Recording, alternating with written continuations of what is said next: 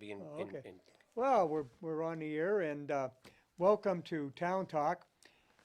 There's an empty seat because we have a guest who will be coming in about 5 minutes. Right now, he's on a phone call to With the Dan Ray Show. Dan Ray Show on WBZ Radio because he had a commitment there, but he came to us, and that is Blake Rubin, who is a candidate, independent candidate for the district attorney's office in Worcester County. He's a former Worcester County prosecutor, so he worked in DA's office, and now he's running for the job of running the DA's office. Which will be nice. Yes, and We'll let you tell him more about his platform when he comes in. the only unfortunate thing is, was it 10%, 20% of town has already voted? 10% of the town has already voted. Already voted, so. But that's okay. It's amazing because the early voting has led a lot of people who are out of town during the day, don't get home till late, leave early. They have now an opportunity to go in and vote, which is wonderful. It's very good. And good for, thank the people that are sitting there all day. Oh. They do a great job. They do a great job at the polling places when there's an election. That's a long, grueling day, and we appreciate their time. I gotta hand it to them. I mean, they absolutely. sit there all day waiting for people to come in. Mm-hmm. But I gotta say, when wife and I went, it was pretty steady. There was a steady line going. Not a line, but there were people coming in, and they have a setup for two precincts, two tables. So you got one and two and 3 and 4, I believe, is the way they set it up or whatever. Yeah, it's very nice. And because there's 2 different ballots. Right. Because we have 2 senators, 2 state senators. Oh, that's right. So you have to have 2 separate ballots. That's right. Give Mike Moore and Ryan. So we have to have 2 different ballots in Northbridge. And don't funny. forget, you got to flip it over for the questions. And folks, if you go up Hill Street, the people have those wonderful signs on it that say, vote yes on 8. There is no 8. There's 4 questions. Oh, okay. No, I think they were meant Article 8. I know, but everybody keeps asking me, why is there no, I can't vote on 8. Take the signs down. The town meeting's over. Yeah. Okay, that was Article 8 on the town meeting warrant, which was a week ago yesterday. So it's over. You don't need them any longer. And in case you didn't catch the previous show, and you didn't catch our last show, the school is a lot different than it was led to be what it is. The pricing is completely different. They did not give you the correct information on how much it's going to cost you per 1,000. It's much higher, and it will go down after 15 years. Now, when we did the first school, it was 20 years, and it was over. It's a debt exclusion for 30 years. The average over the 30 years is $1.85 per 1,000. It starts out much higher. So be aware of that, because that was, I look at that as hoodwinking you, because you should know what it's going to cost you as far as you go down the road. Well, in defense, I don't think they felt that the people wouldn't understand what was going on. But what it is a front-loaded loan. Yeah. And that actually saves you money because you're paying down the principal quicker. But you have to pay more. That's right. So it'd be like I don't know if you can do that with a mortgage on a house. No, not anymore. They cut that out. Right. But what it would be is you went out and got a mortgage for $1,000 a month, average, but then you paid $1,200 a month for the first half of the loan. Well, yeah, you brought your principal down by $200 a month, and that's what this does. It brings the principal down, so that in the end, they save about $7 million. But over the course of 30 years, I mean, that's not the point. It's not that. The point is that they put out a statement and a written statement that it was going to be $1.85 per 1,000. That's not true. Right. Because for the first 15 years, it's much higher. And I just, give me the real information. I ran into someone today who from Dudley, and they were telling me about, they built a new school in the, in the Dudley Charlton district, they have two towns in the, they have a regional. They built a new school. You're gonna love this one because you're familiar with this stuff happening. When they had a frost, or the ground froze, they couldn't open the doors because it lifted up. I mean, you gotta wonder. I mean, we had problems with the high school, didn't we? Yeah. Well, the problems that you have is you have to recognize the environment you're in, and build the school accordingly.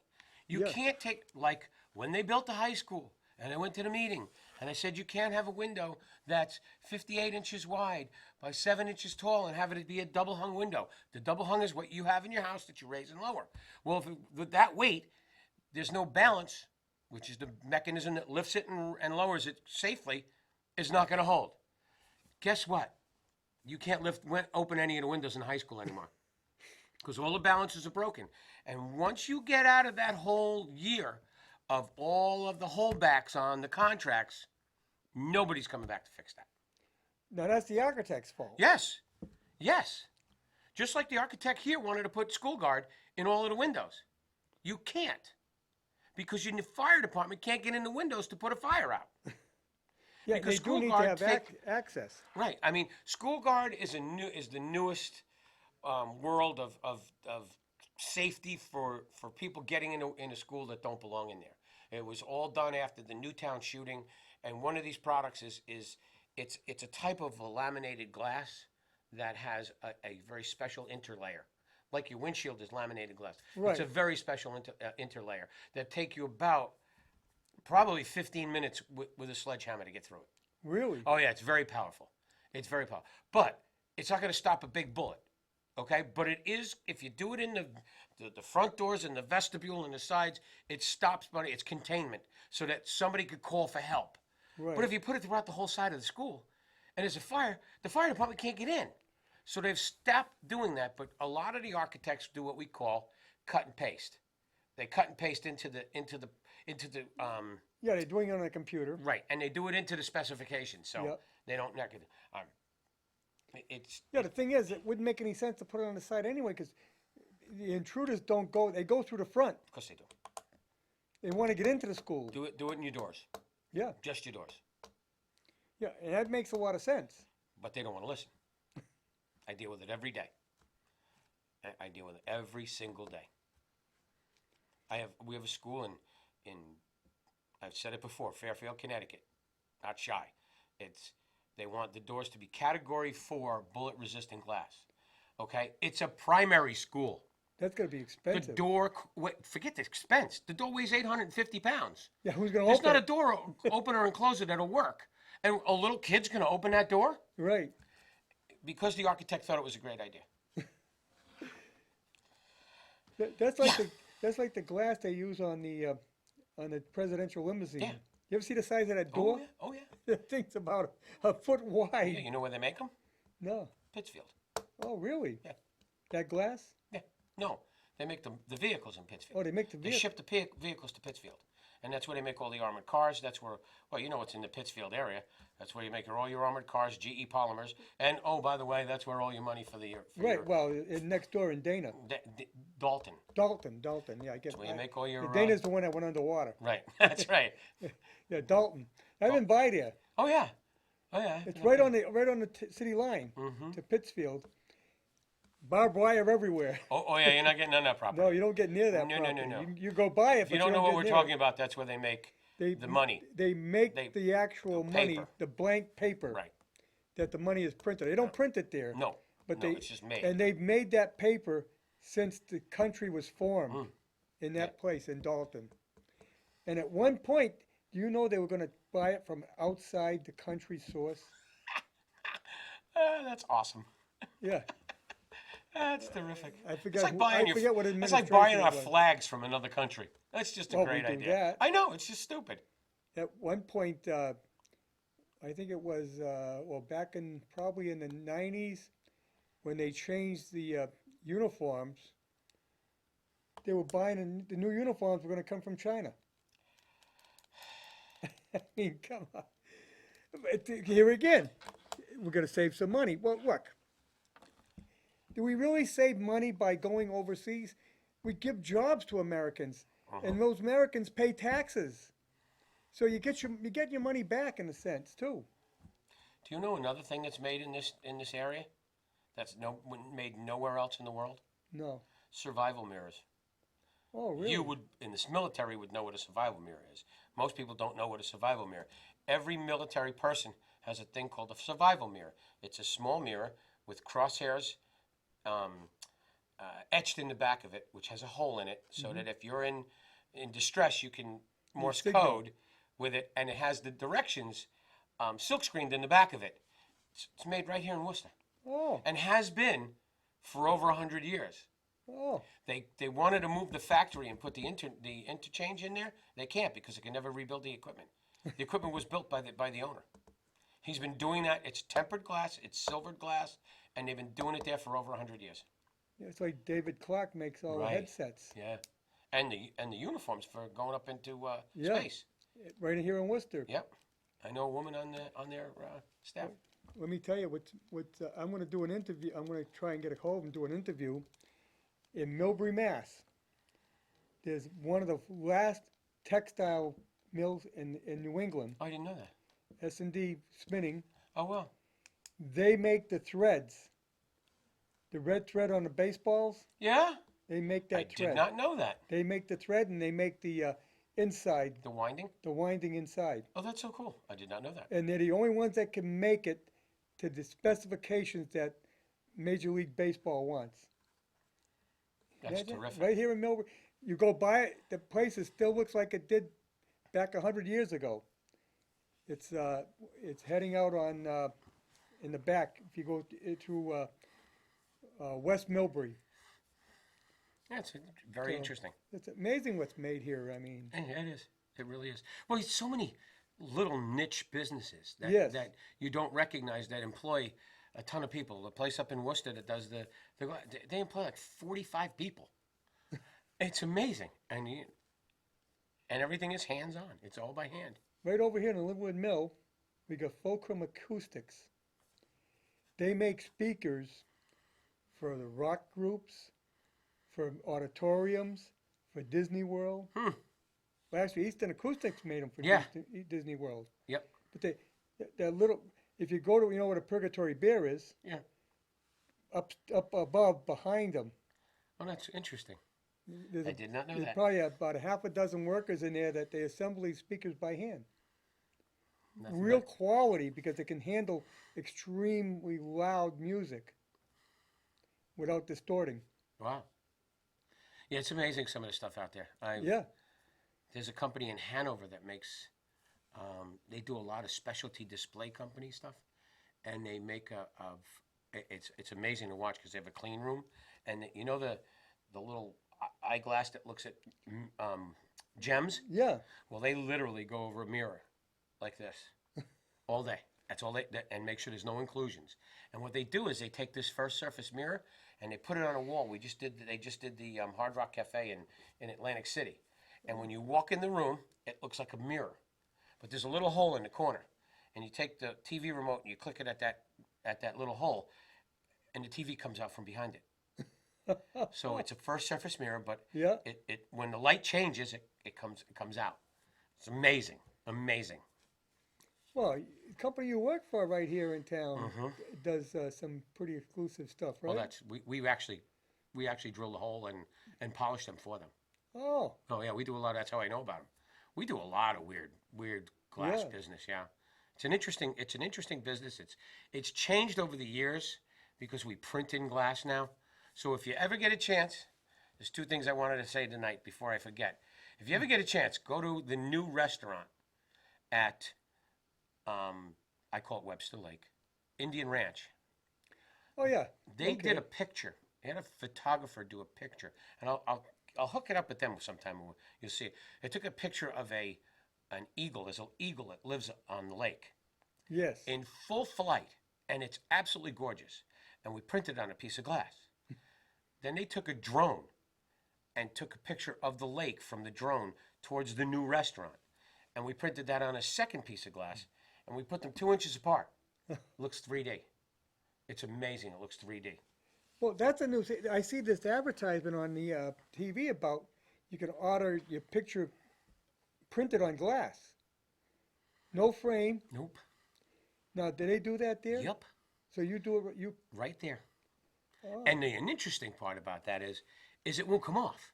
No, I know. It doesn't fade. Doesn't fade, You yeah. can clean it with anything you want. Yeah. It's not coming off. Yeah, you're not It's gonna- permanent. Can't tear it. Nope. Nope. Nope. Now, so do people email their pictures over to your place, or? We don't do that entity. We do bigger pieces, Oh. and it has to be what they call a vector file. And I had to learn this. I did not know this stuff because if you don't have a vector file and you expand the picture, it pixelates. You get holes in it. Right. So a vector file does not do that.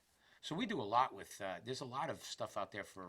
So you enlarge them, Oh yeah, we can make. Well, that one's that is that big. right? It's huge. It's a wall. And going they into started our- with just a yeah, regular regular picture. 8x10, you might say. Mm-hmm. And I'll tell you another thing, interesting thing. I needed a phone this week. My phone died. So I went to Millbury Mall. Went up to Verizon store. They Yep. handed me all the stuff and they said, here's a piece of paper, have a good time.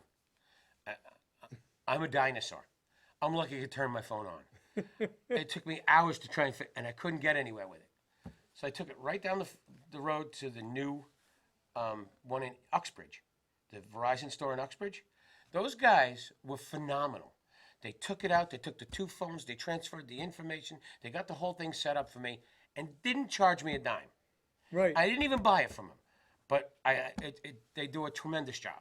Nice guys down by Hannaford. Oh, okay. Yeah, that's an independent. Yeah. Yeah, that's not. Yeah. The corporate stores won't help you anymore. No, they're terrible. I go to Best Buy and I get a better deal on my phone, and I get my Best Buy points, so I get a credit with the store, and they're very good. I mean, they'll transfer all the information, and the last time my phone, I couldn't dial out. I couldn't hear anybody. I went up there. I said, I think I need a new phone. The guy looks at it. He plays around with it. He's, no, you got to shut it off once in a while. Oh yeah, you gotta reboot it. Yeah. I said, well, I plug it in at night. It's on all day, and I plug it in at night. I Yep. leave it on.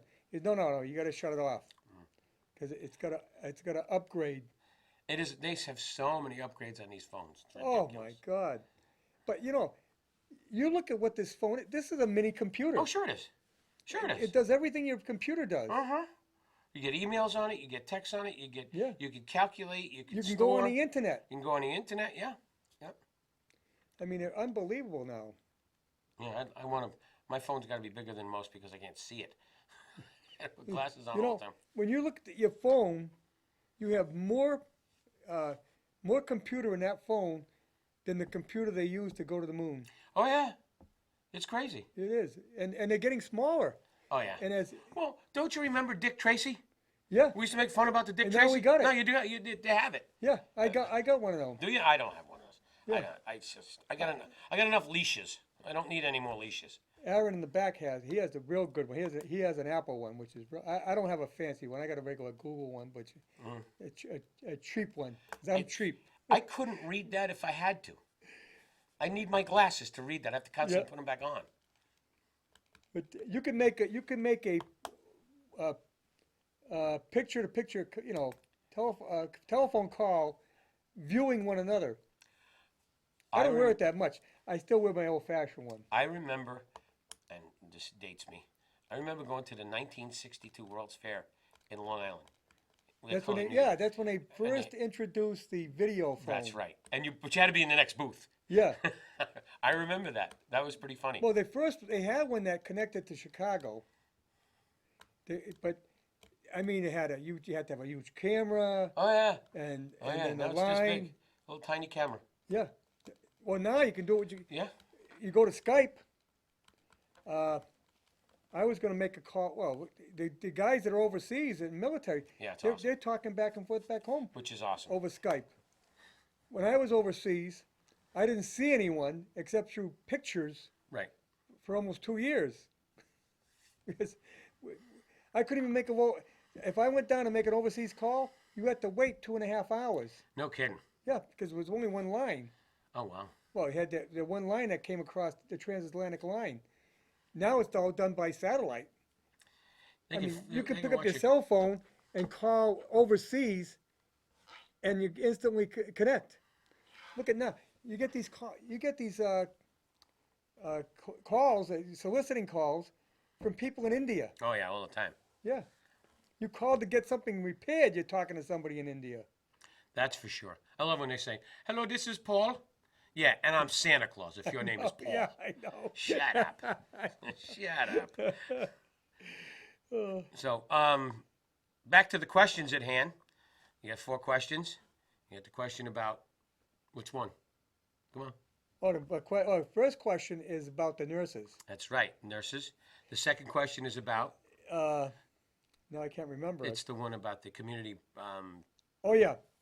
No, the second question is on being businesses being able to contribute to political Right. political candidates. 3 is the 3 is the bathrooms. transgenders bathrooms. Yep. And 4 is the school. 4 is the school in Northbridge, only in Northbridge. Right. So Every through the statewide you got 3 questions. In Northbridge you have 4. yeah, unfortunately, you got to bring your glasses, folks, because the writing is pretty small. Well, yeah, because they only get so much on the ballot, and these questions are long. Oh yeah. Well, you know what? And to make things easier, there's an explanation at the bottom. Yes. So you don't have to read that ridiculous, constant lawyer nonsense. Well, it's required to have I it know. on. It's like a town meeting. They have to do you have to do the article in As written. legalese, Yep. even though nobody understands it. But then you got the summary after, Right. so it helps you explain it. And that's what they do. They put a summary, so it will explain it. That's Tuesday, folks. Have fun. Yeah. I advise people go down there It was- now. Go down to town it's hall. so easy. During town hall it hours. Literally is so easy. Yeah. Well, yeah. Our guess is, He must be doing well. yeah, they're keeping him tied up, and he's got a chance to go the whole state with Dan Ray. Yeah, Dan Ray. that's awesome. So we don't want to take that away from him. No, absolutely not. So, We're vamping till. okay, he's coming in right So, now. folks, no tricks, just a treat. Yes. We're gonna have a gentleman come in here who is running for a district attorney, and his name is Blake Rubin. Welcome to the show, and thanks for coming. Thank you very much for having me, and I apologize to No, you No got problem. important No, things no, to hey, do. barge right in on No, that's this important. good. That's a show going on. I was just on the radio with Dan Ray Nightside, and Yes. I'm not certainly not playing favorites, but No, we're glad you did. but he No, called me, he scheduled it. You can't say no to Dan Ray. No, No. and look, that's a great opportunity. Yes. You've got a great reach. You're reaching a hell of a lot more people than we can reach. Yeah, but they're no more important. And quite frankly, your show reaches Worcester County voters and only Worcester County voters, and those are the voters I'm most Well, concerned we're about. actually worldwide because we're on the web. Even better. Although they can't necessarily vote for me worldwide, Unless you're in Chicago. unless I'm in Chicago. I like to think they're certainly agreeing, or they like to hear my message. I actually have relatives in Poland, and they watch. They watch on the web. That's awesome. Yeah. With the I- time difference and everything. Well, they're Yeah. watching, I'm assuming, not live. They're probably. Well, delay. they can watch it. No, they can watch it live on the. There's a slight delay because it's on the web, but they can also. We have it on demand, Ah. so you can go to our website and you run down to the on demand, click on the show, and So let's do this. Very high tech. I'm impressed. Please, we're really high tech here. I can please, see you got a beautiful studio here, and thank you so much for having me down. It's my honor to be down in It's our Northbridge. pleasure to have you here. Right. We're glad you did come in. We like people to be able to call and talk to the actual candidates. And this is the time you can talk to the candidates. It's when they're running for office. Once they get into office, it's going to be difficult. You're busy. I mean, you got a lot of things going on. You can't just take calls from anybody. Well, let me tell you this. One of my important parts of my platform is to be available as district attorney. Right. I've been saying this since I started running in this race. One of the things I'm going to start is our community listening sessions where, as district attorney, I am going to travel to different communities and open them up for discussions. Let's find out what the issues are in Northbridge. Let's go to a particular neighborhood. Let's invite people. Let's all go to the high school and have a meeting and see what are your problems. That's a great idea. You used to see more of that, but it seems to have drifted off now, and they're not doing. When they do, it's at election time. and they do it to a selective audience. That doesn't count. That's No. that's Let's- not let's that's do not what this. I'm talking about. I'm talking about real audiences, real community members sharing their real problems, and me and my staff working with law enforcement, coming up with real solutions for people. So let's do this. Tell the people, as you see, they know who you are. You can call in, but give us your background so we could go forward from there. Sure. Tell us who you are. Let the people of Northbridge know who you are. I'd love to. Well, first of all, if you haven't already heard, I am Blake Rubin. I am running for district attorney here in Worcester County. My background is briefly, I'm a trial lawyer. For the last 22 years, I've been working in the courtroom trying cases, and I'm proud of it. For 16 years, I served as an assistant district attorney. I am so proud of my public service. I started my career in Suffolk County in Boston. I worked in the gang unit, prosecuting some real tough people, some robberies, narcotics, stabbings, shootings in some tough areas of Boston. And I did some really good work out there. After working for 5 years in Boston, I came back to my hometown of Worcester to take a job in the Worcester District Attorney's Office, and I worked there for over 10 years. When I was in the Worcester office, I continued in the Superior Court, handling those tough cases, those narcotics traffickers, those robberies, those violent crimes, murders. At one point in the Worcester District Attorney's Office, I was appointed to be the supervisor of the motor vehicle homicide unit. I'm very proud of that, where I was in charge of virtually every single fatal motor vehicle crash or crash that resulted in a serious bodily injury. And I was in charge of that unit. So not only did I prosecute cases, I also was in charge of a number of prosecutors who handled those cases. And I was also at a number of other supervisory functions in that office. So after Worcester, I left Worcester for a very short period of time, private practice, about a year. Then I was quickly snatched up, I like to say, by an excellent district attorney who's now a federal judge, Mark Mastriani, out in Springfield, Hampden County, who, by the Yes. way, is an independent, who won that election Yes. as a district attorney Yep. as an independent. So Mark is a very convincing gentleman. Called me up on the phone and asked me to come out and work for him. You don't say no to Mark Mastriani. He told me he had a number of murder cases and tough cases, need an experienced guy. And I said yes. So I worked out there for 2 years. Great place to work as a prosecutor, just because you can make a difference. I always say, as a prosecutor, you want to go to a tough neighborhood. You want crime because you want to make a difference. You don't want to sit behind your desk in a nice, safe neighborhood because you're not going to make a difference. You want to go to a city where there's a problem and you can try to correct it. And that's what I really loved about. Springfield has Lots quite a of- crime problem. They do. They're doing a good job out there, But they've got a lot of work. they got a lot of work, and I had drawerfuls of robberies. I mean, literally, when I say drawerfuls, I had drawerfuls of those cases. But again, I loved it. Left that office after 2 years, and then opened up my own practice, which is in Worcester. Last 5 years, I've been working as a defense attorney. I have a partner, Michael Cashman, and no surprise, we handle criminal cases. And I'm in the federal court. I'm on the murder list, which means I represent indigent clients charged with murder. I'm proud of that work I do. And I'm also on the federal list where I represent indigent clients charged with federal crimes. And these are both very difficult lists to get on. They require extensive trial experience, litigation experience, and I was asked to join both of those lists. And I'm very proud to say that I think I do good work on both of those lists, and I'm happy to do it. One of the criteria that was required to do that type of work was jury trials. It's the heart and soul of our criminal justice system. Oh, yes. The jury trial. That separates the United States from many other countries where you don't get a jury trial. You may go in front of 3 or 4 or 5 judges or one judge that's going to decide. It's going to make the final decision. Right. We have, as most of your viewers know, in the United States, as a criminal defendant, you have a right to a jury trial, a trial to be judged by your peers. And I've tried over 200 of those, And many in the Superior Court, including murder. That's quite a job for the court to be able to put together juries because people don't want to serve. It's true, and that always really bothers me because as a trial lawyer, we need jurors. Yeah. So when my friends tell me, Blake, can you get me out of jury duty, or what can you say? I said, no, I'm not going to get you out of jury duty. You're the heart and soul of our criminal justice system.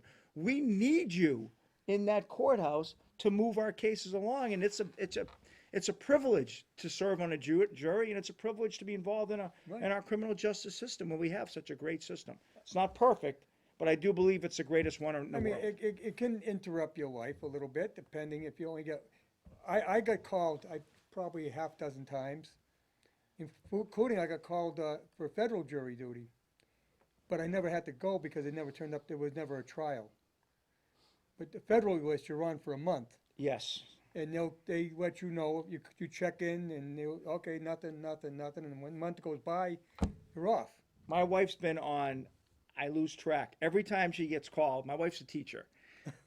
And every time she gets called for jury duty, she's always picked for a jury, even though she's got a husband who's been a prosecutor, now a defense attorney, even in Worcester. Really wild. Yeah, She was just on one in Worcester, like 3 months ago. that doesn't usually happen. When they find out you're married to a defense attorney, they're gonna say, "Oh, we don't want her Or on a prop, here." but I think she's Or- like, well, or my a husband prosecutor, was a yeah. prosecutor, now he's a It's defense just like attorney. one of the first questions they ask. Well, that's how I always get kicked off. They Yeah. always ask, are you related Are to you related anybody to any in police law officer? enforcement? And you My kick son's a cop. You're Get out. Yep. But my wife Get she's honest as his day is long, and the That's next funny. question is going to be, well, would you favor one side or the other? And she'd be like, no. And I can tell you from dealing with her at home, she just calls it like it is. That's just who she is. I gotten called to Worcester, Fitchburg. I only got one trial out of about half a dozen times. That sounds about right, though. Because, even though you get called, doesn't mean you're going to end up with a trial. No, it doesn't. No, it does not. It may end up, if you end up with a murder trial or something like that, could last a number of days. It could last some Couple weeks. Yeah, a couple of weeks. It could even last a month. In depending Worcester Superior, the month would be long. I mean, Yeah. most of our murder trials in Superior Court in Worcester County, 2 weeks would be about as Yeah. long as they go. They're not like Whitey Bulger, Right. which goes on. How'd he make out? Not How'd he make out? not too well, Yeah. depending on what side you're looking That's at. right. Well, They know who did it. yeah. Yeah, he hated what I've read. rats, he said. Yeah. Yeah. That's good. Howie Carr sent $100 to his His prison fund? yeah. That's his prison fund. hysterical. That's hysterical. So my background, I'm the trial lawyer. I mean, Right. I come into the district attorney's race with an actual prosecutor's background. There's no confusing me with the other guy. The other guy's a politician. He wants to play politics in the DA's office. He wants to give special treatment to connected folks, people he knows, certain lawyers he knows. They're getting better deals than the average lawyer who comes in and doesn't have a connection. Certain people that are connected to him are getting better deals than the average person who's arrested who doesn't have a connection. And that is just wrong. I'm representing what's fair. I want to be fair to everybody. I don't care who you know or who you don't know. When you're coming in an office that I'm in charge of, we're going to treat you fairly. And I think that's very important as a district attorney to be fair. Oh, yeah. I mean, I noticed his signs are in front of houses that do belong to lawyers that I know are lawyers living there. So, Well, and you gotta, I mean, obviously as a DA, I mean, I'm friends with many lawyers, so it's Right. one thing to be friendly. It's another thing to do a favor. I mean, compassion and favors are different things. As DA, I have compassion, and I will have compassion for people charged with crimes. That's just who I am. That's my personality. well, he comes from a political family, obviously. I mean, And it shows the way he father's runs a the former office. was a congressman. He's deceased now, but he was a congressman. Prior to that, he was a city councilor. I think that's Exhibit A. I think that's why we don't want a politician running the DA's office. You want a trial lawyer, Right. someone who's just going to be You've never fair. served in any public office, right? And I'm proud to say, no, I haven't. And that's one of the reasons I'm running to be DA. And you're also running as an independent. Correct. So You're I don't you're know. not running on either party. I don't owe anybody any favors, and I'm Yeah. proud to say that. I don't know the R's. I don't know the D's. I'm running this campaign for one party, the people of Worcester County. I'm going to ensure public safety. That's what I owe you. I want each and every voter to know that. I'm running for you and only you, and I will work my hardest to make sure that everybody in Worcester County is as safe Yeah, as so they we can can safely possibly say be. that you're funding your own campaign. Oh, I'm funding my own campaign with my own money and my supporters. I've raised a lot of money, and they're not from parties. I've raised it from Right. Worcester County residents, friends, family, many random people. I'm proud to say that I've got so many donations of $25, $50, $100. I am not getting those $1,000 donations from lawyers that want a deal. I am getting donations from the average citizen in Worcester County that just wants the DA that's going to be fair. I'm very proud of that.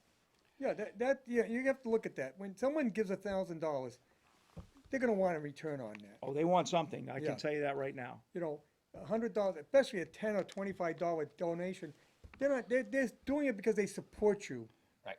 not to get something back for it, because they know no way in hell they're gonna expect anything back. They're doing it because they want to be invested in your campaign. Right, they Right. want And you they to, believe in you. they believe in you and they want you to be elected. And they're helping Which you is to get awesome. there. And there's an innate conflict, and this is always a problem. There's going to be there's innate conflict if you're going to be the DA, the district attorney, and you're going to accept significant contributions from lawyers who practice in front of you. Right. Yep, How can you say you're going to be unbiased and fair when you know that that particular lawyer who's got a client charged with a crime gave you X amount of dollars for the past 12 years? Let's say he gave you $1,000 a year for 12 years. That's the maximum. So that lawyer's giving you $12,000. You telling me that you're going to treat that client the same, that lawyer the same as Joe Smith, who hasn't given you any money? I am sorry, but there's a conflict there, and I see that going on right now in the district attorney's office, and it's just inappropriate.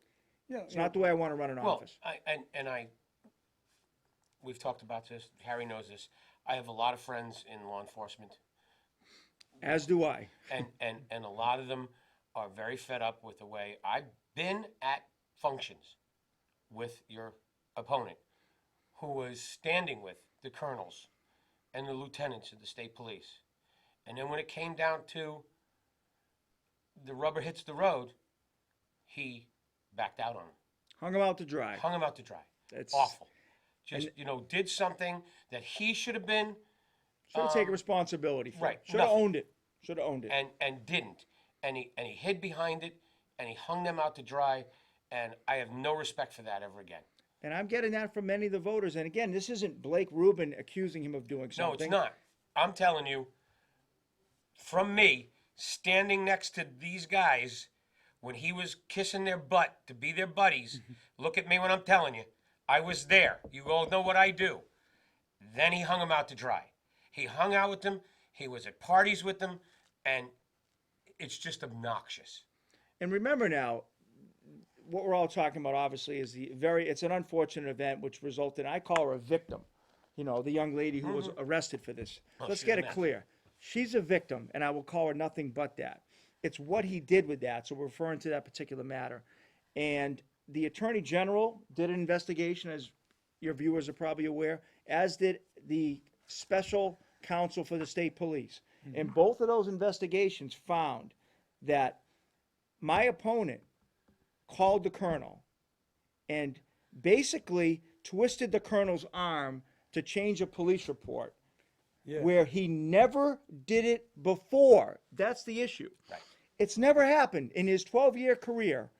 He's never done it before. He's never done it since. I don't believe in coincidences. I believe he did it for one reason and one reason only, to do a favor for a young lady who used to work for him and is a judge's daughter. Yep. Unacceptable. If you're doing it for everybody, okay. If that's your policy and you're going into every single police report and you're redacting every report, I don't have a problem with that.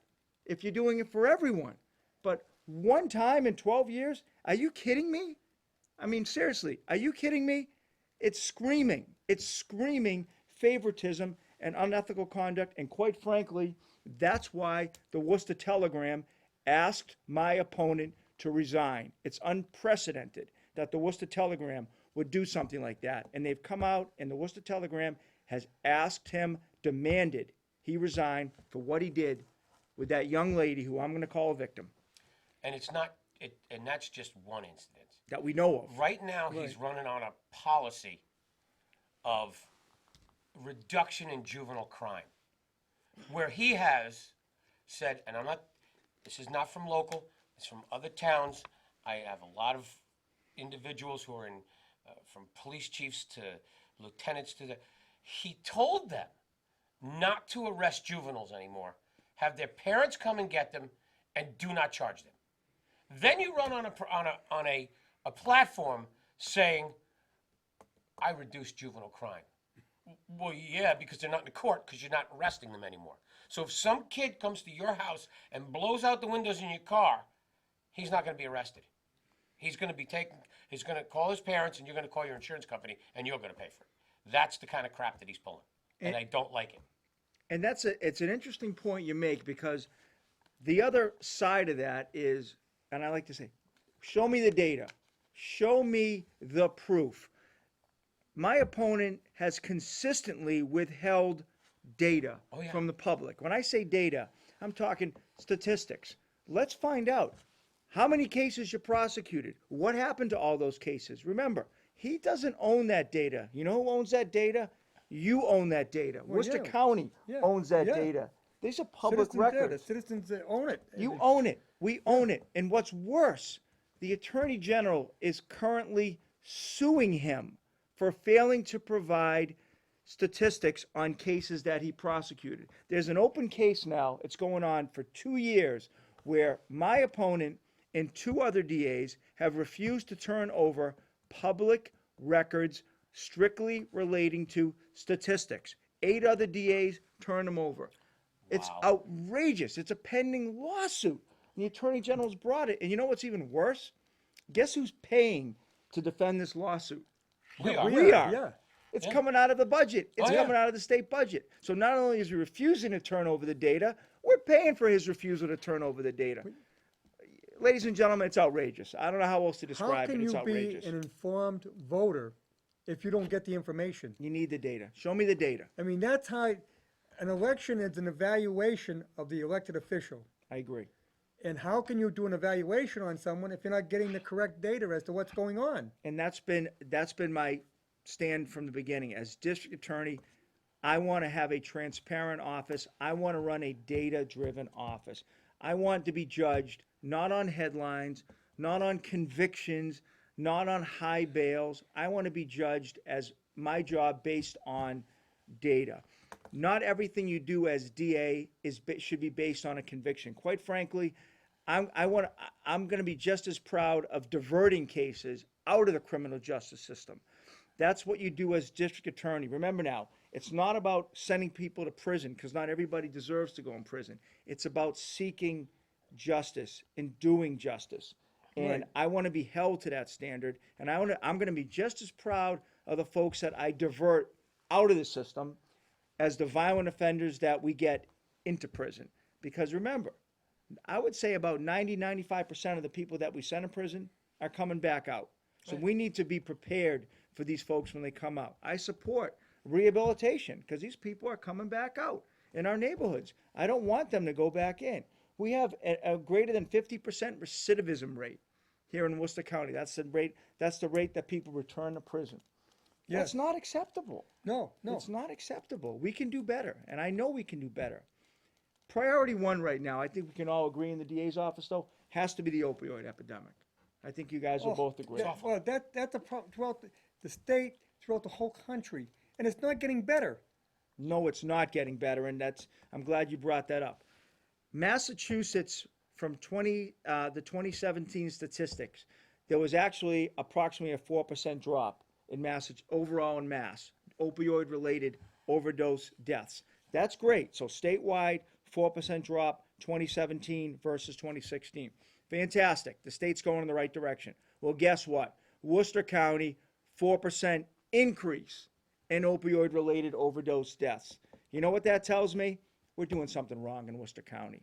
It's screaming we're doing something wrong in Worcester County. We are out of whack with the rest of the state. I want to bring in change. I want to start saving lives from people who are dying from opioid-related overdose deaths. Is part of the problem that, our public servants are going in there and giving them, Narcan? Narcan. And they're saving them, but that's not curing them. No, it's not doing any good. It's All you're just, doing is it bringing handles them the back. situation right then, but then they walk off. Well, I certainly support Narcan, number one. I got to tell you that. I mean, well, I well, anybody- support Narcan. no one should die unnecessarily. Well, I wish more people had access to Narcan, and actually they do now. As most of you listeners know, there's no longer a prescription for Narcan. So Narcan is saving lives. And actually, you bring up a great point, because the Worcester County overdose deaths are increasing with Narcan. Yeah. Narcan has, you just said it, not helping has you. saved lives. So, which is even actually, the problem in Worcester County is much greater, I suggest, than the statistics even belie, because Narcan has saved many, many lives. So to get to your point, we need treatment. Yeah. We can't just Narcan. We can't just give someone Narcan and send them to the ER and then they get discharged, because guess what? They go They're back out and coming get right high. back. Yeah. Right. And you can't arrest and put an addict in jail, because that doesn't solve the problem either. No, it doesn't. And that's what my opponent is doing. He is taking people suffering from substance abuse disorder and putting them in prison and locking them up. And it's just not working. It's proven it doesn't work. You know what works? They're getting as many drugs in the prison. Well, there are drugs available, unfortunately, in the Oh, prison. I yeah. know they do their best. I know our That's sheriff right, does. they try hard, but believe me, these people find ways. I know they're very ingenious, but we Yeah. need to get treatment for these folks. And what I want to do as district attorney is I want to turn the system on its head. I want to hire a recovery coach working in my office. I want to hire an addiction specialist. I want to hire a social worker. And when these folks get arrested, I want to take these folks right out of the criminal justice system and get them into treatment. Give them a chance to get clean. Get them It'll into a cost you detox. less- It'll Oh. cost you less to treat them than it will to incarcerate them. $50,000 a year to incarcerate someone compared to pennies to treat them. And you know what's interesting? I have an adopted son who's a firefighter paramedic. I have a son who's a police officer. They Narcan every night. Every night. I'm sure they do. Okay? So the other thing is, that And that's drives me within this absolutely community. bananas. Right. That No drives me- community's immune. No. And it's It's all everywhere. socioeconomics. All across the board. Across the board. Yep. But weird thing about the whole process is you got Narcan everywhere. One of the boys shows up at a situation where a young boy is having anaphylactic shock. We're not allowed to have an EpiPen. Yeah. Too expensive. I know, isn't I that? saw that insanity. the prices are insane on insanity. EpiPens now. It's, you got a young kid that gets a bee sting. You can't save his life because we have to have Narcan, but you can't have EpiPens. And the problem with EpiPens is they go out of They expire. power. They expire. They expire. In 6 months. I have one. I have to Yeah, have I have one too. Okay. Couldn't tell you where it is right now. Oh, so I let's know, hope- right? I hope, I know. I hope there's no bees in here or anything. No, not for the I could be- bees. I Yeah, could be but in trouble. is that because of the price Yeah, that they don't carry them? yeah, So because they don't want to fund it. right. But that's beside the point. Let's get back to the important stuff. So the opioid epidemic is really, It's not going anywhere. it's a big, big problem, and that's what I want to take Is it going to on. get worse now with the legalization of marijuana? No. I haven't read any statistics about it's going to get worse. I heard it tries to help it because it tends to get them off of the opioids. because I've they read get that. The marijuana's Let me more tell you easily. right now, I'd rather have someone on marijuana all day long Yeah. than hooked on heroin or fentanyl I know. or Percocets or any other opioid, because there's a lot less overdose deaths from marijuana Right. than there There's a are. lot more. There's a lot more violent crime when people are stoned. Because they want to kill you, and never mind. I just go have a Twinkie. All right. So it's a no-brainer, Yeah. and there's right now there's great data out there that medically assisted withdrawal is working, whether it's Suboxone, and there's a lot of different ways to go about it. But this medically assisted withdrawal is a great thing. I don't believe that the jail supports it right now. I'd like the jail to consider doing that, because they've shown it works. Well, you got to do it medically as well as psychologically. Correct. That's like the first step. Counseling is a huge part of it. Right. And that's why I'm a big fan of a recovery coach. If your listeners don't know, typically a recovery coach is a former, someone who was, once you're addicted, you're always addicted, but you're in recovery. And these people are the best counselors you can have, because they've been there, they've done that. Right. And they work hand in hand with someone who's suffering from substance abuse disorder Yeah, and because help them through the Substance process. abuse is not just physical; it's physical and psychological. Oh, it's a medical illness. Yeah. There's no But question it's a medical It's illness. physically addictive as well as mentally addictive. It's both ways, so you have to treat it both ways. It's counseling. It's every day. It's hour by hour. It's minute by minute. If anyone here has dealt with someone, and as I have, with a substance abuse disorder, it's literally minute by minute. They got to get through every minute to get to the next minute. If they can get through one day, they get to another day. But the way you do it is you don't put them in prison. You got to give them treatment. And when they fall off the wagon, you got to get them back on. But do you think part of it is because it started back in the 60s where drug use became acceptable and popular? If you go back further, there was drug abuse, but it was very limited. But when you look at what's happened with opioid problems, is it starts from, and I've seen the books. You know them better than I do. The young girl, and this is a real story. A young girl who was a soccer player in high school, and she blows her knee out. Happens She has all to the have time. surgery. Yep. So what do they give her? They give her Vicodin OxyContin, or so her whatever. pain stops. So okay, so now she knows that now the pain is not there anymore. I feel really good. This is great. So they keep going, and now your body gets to be part of it. Now all of a sudden she can't get the OxyContin anymore. So what's she going for? She's going to try and get the Oxy on the street. You She's get not whatever you getting the can Oxy on find the on the street. street, She's yeah. going to heroin because you get that euphoric feeling all the time. So I mean, I've got people in my family that my young nephew had his molars, wisdom teeth taken out. They gave him OxyContin. My brother-in-law took it through in the garbage. You're not taking that. Huge You're problem not with starting that. overprescription. That's insane. You don't give young kids something that gives them that euphoria because then they're going to keep looking for it. That's a problem with our medical providers. It's It's bananas. overprescribed. I mean, let's try Tylenol first. You know, let's give exactly. it a shot. Yeah. Exactly. Let's give that a shot because they're always quick to give you the Vicodin, to give you the Tylenol codeine, to give you the OxyContin, the oxycodone. This Yep. stuff is poison. I get it. There's a reason for it, but it's way overprescribed. And what you just said is a great point because that's the traditional way that kids get hooked. It all starts innocently. It starts innocently with, you said, an injury Yeah. and the Percocets. And guess what? When the perks run out and they can't trick their doctors into prescribing them anymore, they can't get them on the street because they're very expensive. Oh, yeah. They're selling Percocets for $20 a pill on the street I right know. now. $20 a pill. Big And you money get- in it. And guess what? You can get a bag of heroin, which is probably fentanyl, for probably $5 on the street. Yeah. So they go to the heroin, or first they start snorting it, and then next thing you know, they're shooting it, and then it's out of control, and the rest is history, and they die. And that's a sad, sad situation that we've got to stop. We've got to start saving lives, and I want to make it priority one. I want to just save one life at a time. I know it's like turning a battleship around, and you don't turn a ship like that around on a dime. But it's going to take someone like me who is willing to think outside of the box. I'm willing to try almost anything if it's going to save lives, because that's what I want to do. I want to start saving lives. We got to get the numbers down in Worcester County, and it's shocking and it's disgusting that they keep rising. My opponent said 12 years in office. Okay, Yes, he's given I it know, a yeah. shot. It hasn't worked. I think the statistics show that around 2010 is when the number of deaths started increasing in Worcester County. Before that, they were pretty steady. They were on a straight line. All of a sudden, 2010, they're going up, up, up, up, up.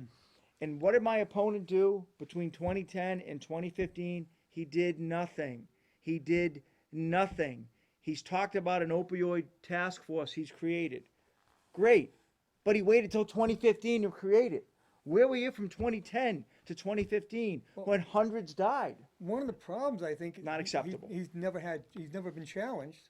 Right. Because he was a shoo-in because of his father, Right.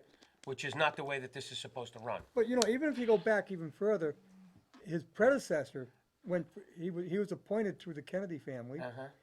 and he didn't get challenged at. I think maybe twice he got challenged Yeah. any time he was there. I forget his name now.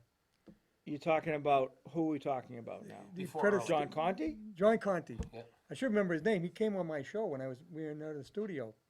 Never did an interview before. I was the first he ever did.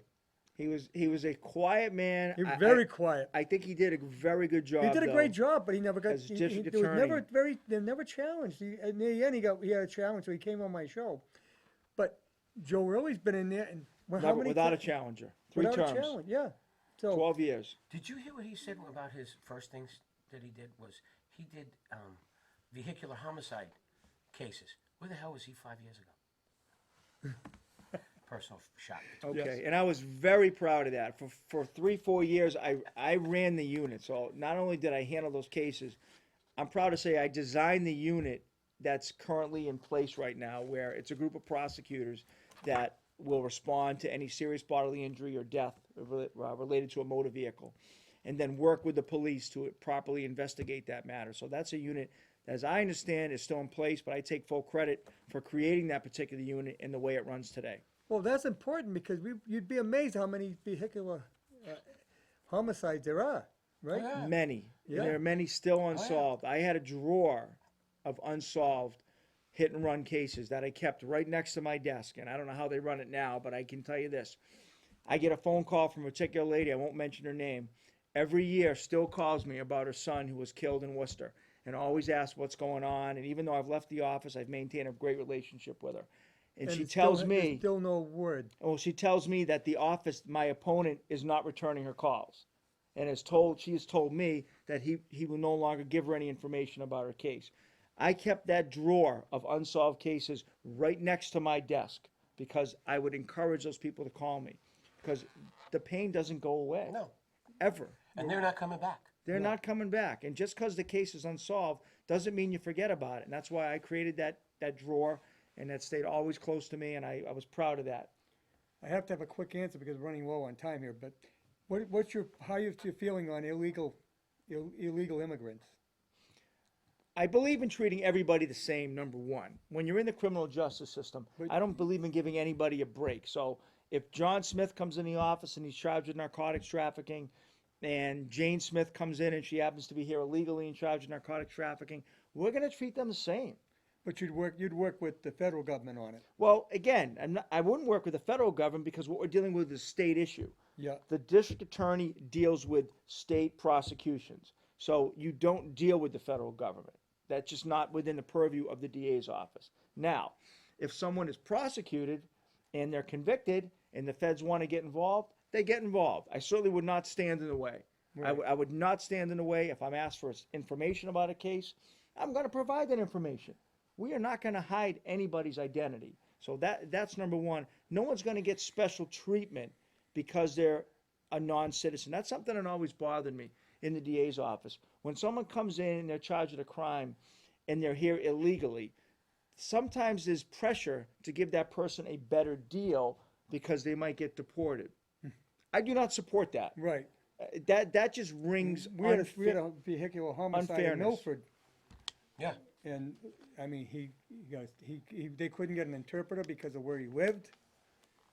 The village he came from, they couldn't find any that spoke that particular dialect and all. I mean, come on. You got to just treat everybody fairly. I mean, regardless of who they are. I mean, it's that simple. And I do believe. I mean, if someone's committing violent, if someone's committing violent crimes and they're here in this country illegally, you're damn right they should be deported. But on that same token, though, there are many, many, many good people here in this country, actually even illegally, that are hardworking citizens that are contributing. Before we go up, like we only got 2 minutes left. I Sorry, I want to talked give you a chance too to much. say. I want to give you a chance to say why they should vote for you. Not only that, give you your contact information. Okay. How to help you out. Most importantly, contact information. I'm Blake Rubin. My website is rubin4da.com. It's RUBINFORDA.com. That's the best way to get me is on my website. I'm also on Facebook. I'm always updating what we're doing. I'm on Twitter. Election is this Tuesday, folks. This Tuesday. Less than a week. November 6th. I am asking for each and every one of you to vote for me. We need to change what's going on right now in Worcester County. We've had 12 years of unfair treatment of people, special treatment, and playing politics. It's got to come to an end, folks. And that's why I'm running. I'm the prosecutor who's running for DA. I'm not the politician. And that's why I'm asking each and every one of you for your vote. What I'm going to bring to the office is 22 years of experience. I'm going to end special treatment. I'm going to bring honesty, integrity, fairness, and above all, I'm going to restore the trust in the district attorney that my opponents destroyed. And we're off. Okay, but we're still recording. Cool. Well, thank you for coming in, Blake. Thank you very much. And I you already, really and appreciate we know it. you have 4 votes already. Well, thank you Because so we both much. voted early with our Really wives. appreciate it. Thank See you next week on Town Talk. Thank you again. New name.